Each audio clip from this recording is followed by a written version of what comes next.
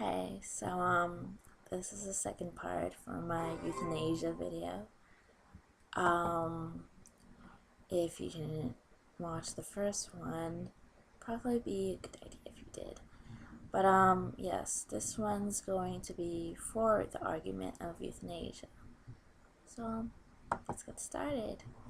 So, well, can't find much arguments for euthanasia. Mainly because people find life so precious. I mean, so precious that they're willing to throw lives away for unnecessary wars, right? But anyways, either they find life too precious or they just don't want to look like assholes. Once again, it's a tricky subject, but I lean more towards euthanasia. So, seeing as I can't find much for it, whatever I say about euthanasia, it's going to be my own opinion as well as those of people that I know. So, what's your pain threshold? At the age of 5, I sat while this lady at the salon burned my entire scalp while making curls for this sweet 15 I was in. I was told it might hurt before I got there, so I figured that was it, and I didn't want to be a wimp. Back then, I was so headstrong on being a tough cookie. Not smart when you're 5, but yeah, I just sat there and bit my tongue, took that pain without shedding a single tear, which I remember I was so proud of at the moment. Now I think I'm pretty fucking stupid. But yeah. As you can imagine, my mom freaked the fuck out when she saw what happened to me the next day. And honestly, I wish I could tell you what happened when she dragged me into the salon while she was screaming hysterically. But I really don't remember. I just remember the pain.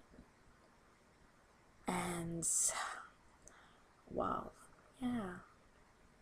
Once again, I don't think any 5-year-old would have taken that. I mean, most 5-year-old girls probably would have jumped out of their seat, screaming and crying and bitching and whining until someone got that fucking curling iron away from them. But I didn't. Once again, very fucking stupid of me. But the point is, everyone can take different amounts of pain.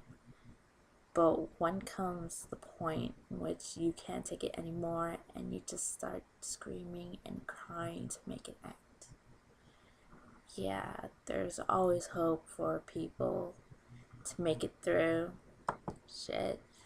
There's been TV shows based on people surviving unsurvivable things, but it doesn't always happen. And to prolong someone's pain and suffering based entirely on a what if, completely cruel and inhumane. And just because you think and probably are capable of taking pain doesn't mean everyone else can. Not to mention that just because they pull through it doesn't mean it doesn't leave mental scars. And that's going to be there for the rest of your life, and that's just horrifying. I mean, something like as small as me not letting anyone near my head with a curling iron really won't let anyone near my head with a curling or straightening iron. But from that to, let's say, a woman who got shot in the head and put into a coma by someone she loved and trusted and was like the only person she had in the world. Can you imagine how that woman would go on in life after she woke up from her coma? She'd be a complete wreck. She'd be completely paranoid and just stay away from human contact. Oh, and suicide rates might go up. Yeah, they might go up, but they might go down too. I mean, I very much doubt the government's going to let euthanasia be a free-for-all. There will probably be regulations, criterias. There'll be help provided probably before they decide that nothing else will work. And that help could be it to make a person realize, hey, this is unreasonable, I shouldn't do this. Sorry, I got distracted there for a second. I got a text. And no, I should really put my phone down. But, yeah. And, well, yeah. Lost my place now. Oh, yeah. And they'd probably have to make an appointment before they killed someone. And maybe the time between that person making the appointment and having to go may be what it takes to let a person know, hey, my pain isn't that great. I don't feel the same way I did before. Maybe this isn't such a good idea. You never know. And for people with mental issues, alright, some people, they do great with medication. They really do. And they could just go with therapy. And some people need both. But some people can't be helped. And, well, sometimes there's no cure. And it's sad, and I hope it's not true because, well, I myself have a mental disorder, but, well, can't really deny it. I mean, who are you to decide that living with a mental disorder isn't painful enough to just want to end it? If medication and therapy didn't work for me, I would have strongly considered euthanasia if it was an option.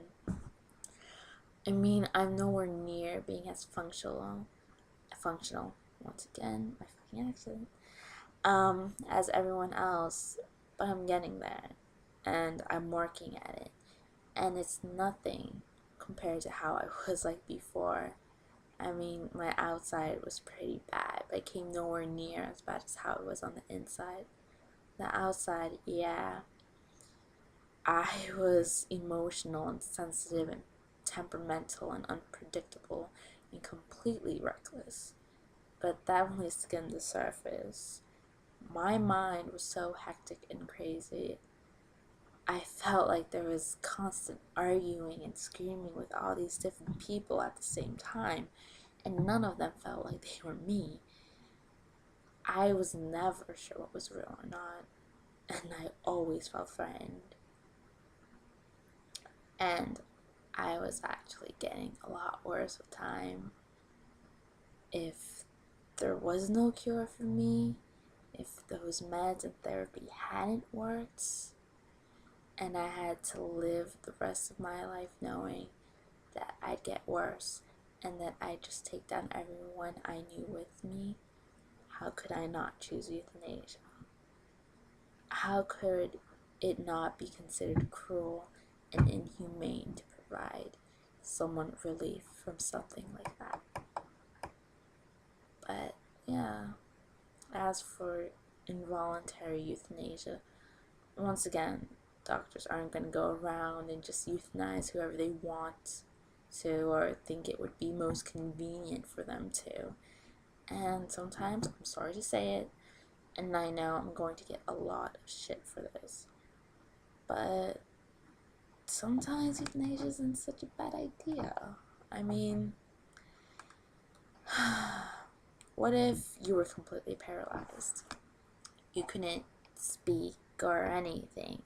The most movement you can do is blink, and you are completely conscious of everything that went around you. It goes without word that would be complete torment, and that you'd probably want relief from that. But you can't speak for yourself, and no one's going to do it for you because they think it's cruel and not humane, and that's wrong. But I'm pretty sure there's a lot of people And I've heard a lot of people say it actually, that if they ever get to that point